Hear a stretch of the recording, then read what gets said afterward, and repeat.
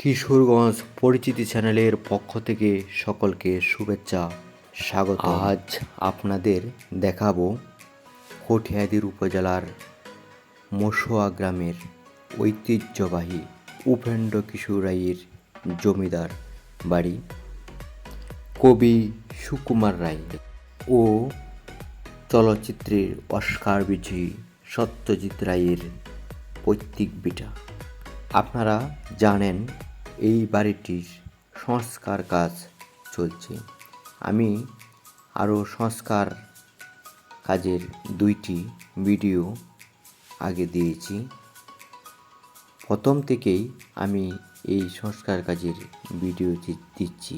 এখন এই বাড়িটির সংস্কার কাজের 6 মাসের যেটুকু কাজ হয়েছে সেই ভিডিওটি আপনাদের দেখানোর চেষ্টা করছি।